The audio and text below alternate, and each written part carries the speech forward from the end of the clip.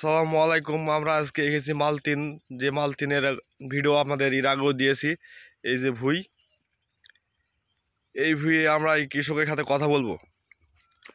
এই পদ্ধতিতে চাষ করা কোথায় থেকে শিখলো, কোথায় থেকে এসলো,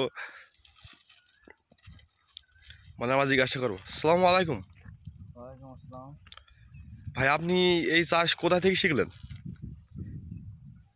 এই চাষ অনেক জায়গাতে হয়, এটা স্মার্ট পদ্ধতিতে চাষ হয়, অনেক জায়গায় করে, বাংলাদেশের বিভিন্ন অঞ্চলে করে। আমাদের মেহেরপুর ডিস্ট্রিক্ট আমাদের পন্তপুর গ্রামে দেখিনি আমি কাউকে করতে।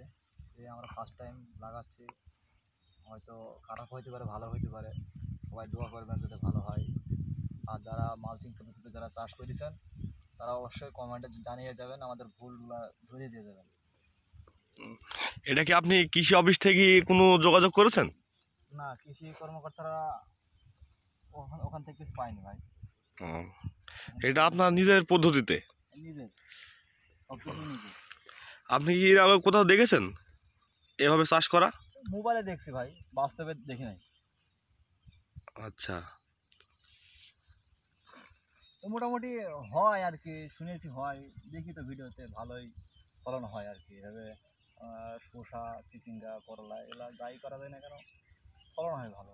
কারণ মালচিং দেওয়া আছে, আপনার এর ভিতরে যে রসটা ধরে রাখবে ধরেন মালচিংয়ে। জি জি জি। হ্যাঁ, এতে আগাছা জন্মাবে না। এটা এটা এই যে মালতিন, ভাই ভাই একটু এক মিনিট। আপনার মনে করেন যে মালতিন লাগাই করলেন, করার পরে এটা কি কি সুবিধা? মালচিং দেওয়ার উদ্দেশ্য হচ্ছে কি, একটা আপনার গাছ লাগানোর পরে গাছে অনেক সময় ভাইরাস লাগে, ভাইরাস লেগে গাছ নষ্ট হয়ে যায়। মালচিং দেওয়া থাকলে পরে আপনার ভাইরাসটা কম লাগবে, লাগবে অবশ্যই খুব কম। দেখা গেল 100%-এর ভিতরে 10% ভাইরাস লাগবে, 90% ধরেন লাগবে না ভাইরাস। বিকজ আপনার এখানে আগাছা জন্মাবে না, আগাছা নষ্ট হয়ে যাবে। সেচ লাগবে, সেচ একটু কম লাগবে। এটা তো মনে করেন মাটির যে রস এগুলো তো ধরে রাখবে মালচিংয়ে। আচ্ছা আচ্ছা।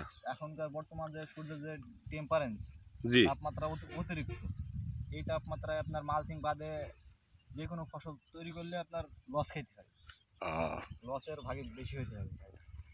এই জন্য মালচিং দেওয়া।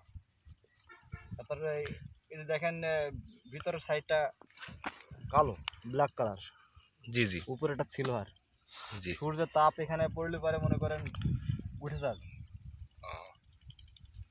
আর ভিতরে ব্ল্যাক হওয়ার কারণে মাটিটা অনেকটা সুন্দর হয়ে থাকবে, ধরে রাখবে আর কি।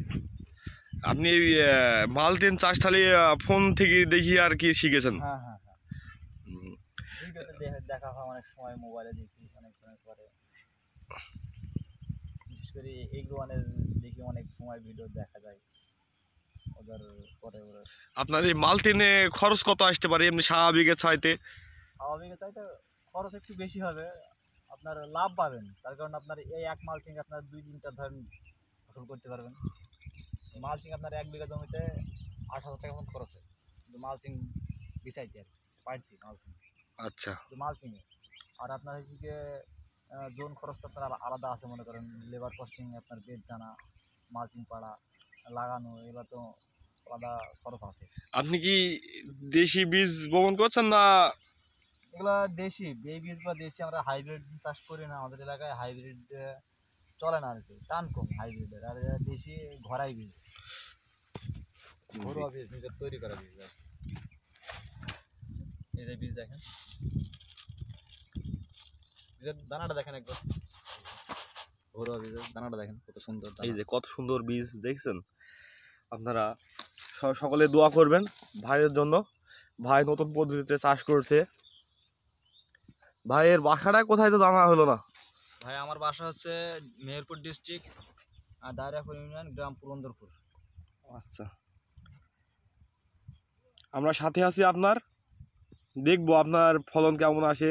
আজকে তো আপনি বীজ বপন করছেন, করার পরে আমরা চালিয়ে যাব আপনার এই ভিডিওটা। ইনশাল্লাহ আপনারা আসবেন, আর সবাই দোয়া করবেন ভাই, যাতে আমার ফসলটা ভালো হয়। সবাই দোয়া করবেন, দোয়া রাখবেন সবাই।